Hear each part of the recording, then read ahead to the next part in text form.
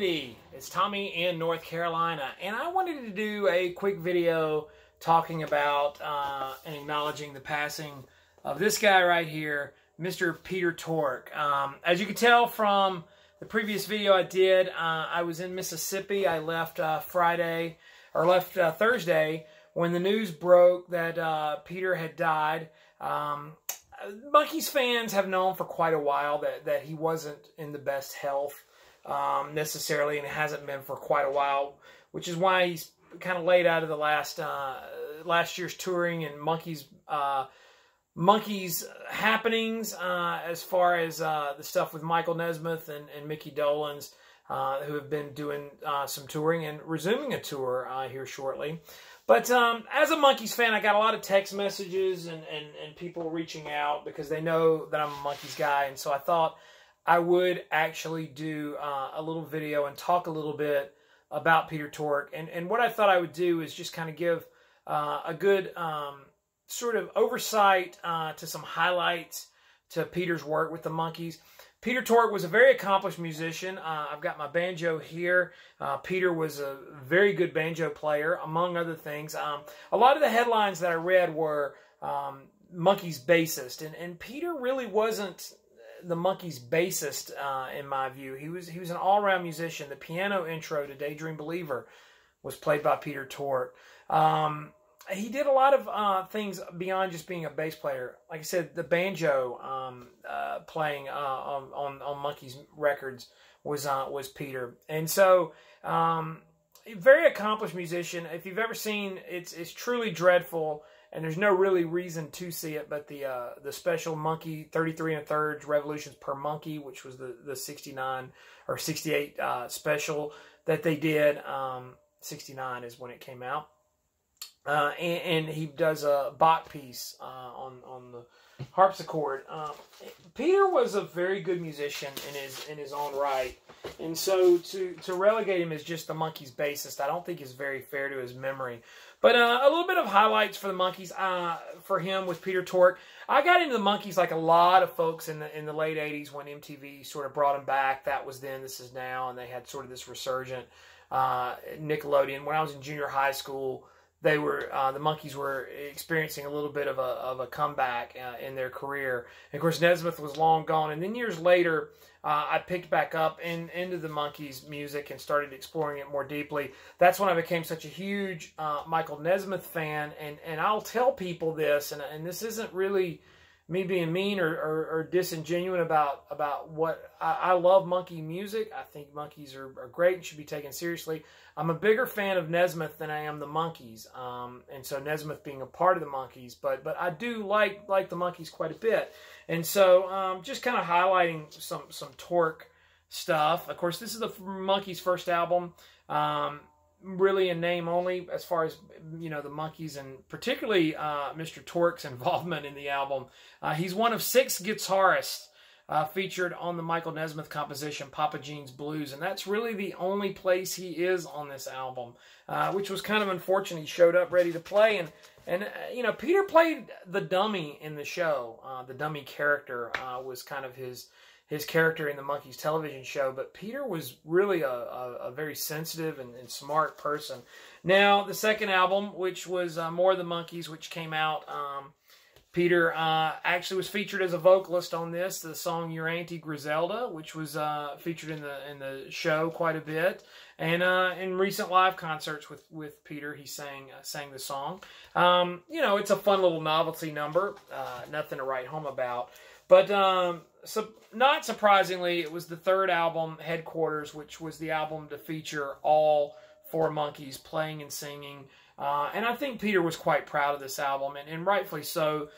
They proved to be a pretty decent little garage rock band. And, you know, it didn't break new ground as far as it wasn't like a giant leap forward sonically for the Monkees, and really was kind of a step back musically speaking, because they've been using these professional studio musicians. But as an album, it's a pleasant listen, and it's a fan favorite. And Peter was really proud of this album because it was the album where they played everything and were the featured musicians. But on this album, he played banjo.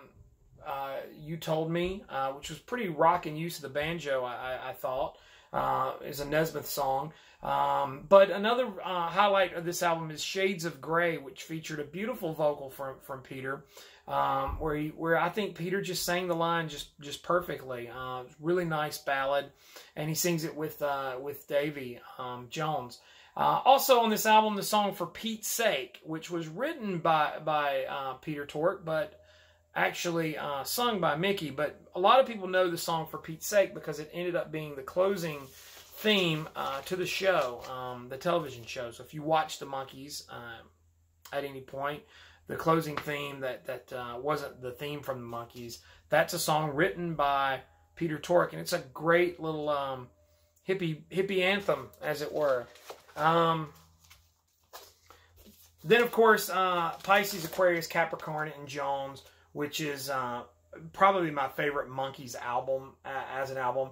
Now, Peter wasn't as featured as much on this album as a writer, but he did do the fun novelty Peter Purcell Patterson's Pet Pig named Porky, which is a fun little piece, a little ditty, but it leads into the opening riff of Pleasant Valley Sunday, which is just a monster riff. But also the song Words, he does a nice duet with Mickey on that, a nice counter melody on that, which I think is really fantastic. So this is probably the best overall Monkees album, I think, just in terms of listenability. But Peter has a couple of highlights on that album. And then we move forward to the next album, Birds, Bees, and Monkeys. Unfortunately, Peter really not featured as much on the album on this one. Now, there's an outtake from this called Lady's Baby, which is quite interesting song, and I mean, it adds a little insight to Peter as a songwriter. And then, of course, the soundtrack to the movie Head. There's a song Peter's featured in, Do I Have to Do This All Over Again? Long title was actually the name of it, but really rocking number. And this is another fantastic album and worth checking out from the Monkees. And those are some Peter Tork highlights. And of course, he did things outside of the Monkees, and there's more to it. That's just kind of the 60s stuff. But just kind of a final thought on that. I've always kind of speculated, and I've probably talked about it in another video here, about what the Monkees would have been had they not been the Monkees. And I was talking to my friend Sean in New Orleans. Hi, Sean. And we were discussing Peter Tork. I think Peter Tork would have had a career in music. I think he would have been quite successful. I don't know that he would have been as famous as he was as a Monkee. I think the Monkees afforded him, a recurring role on television and to be recognizable as Peter Tork. I think Peter Tork would have been somewhere along the lines of like a Jesse Ed Davis or someone that played with a lot of cats. He probably would have played with a lot of those guys in the 60s and 70s. Like I said, he's a very competent musician and can play multiple instruments very well. He's proficient at several instruments. And so I think that would have carried him far in his career. And so I think he would have been one of those names that you would have seen on a lot of albums, and musicians would have known who he was. Like I said, someone like a Jesse Ed Davis or even a Hal Blaine or someone in that realm of sort of famous amongst musicians, maybe not the general public. But I think Peter would have had a career. I mean, the little known thing about Peter Tork is that he was good friends with Stephen Stills. And I always joke that had Peter Tork not been in the Monkees, he probably would have been in Buffalo Springfield. He did know Steve Stills quite well, and I think that would have been his door into playing with other musicians. Who knows, Neil Young. I mean, the possibilities are endless. What Peter probably would have been had he not been a Monkee, and that's a whole other discussion. Who would the Monkees have been had they not been the Monkees? And as much as it probably was a stigma to them, it probably gained them lots of fame and riches and a profile that was very well known.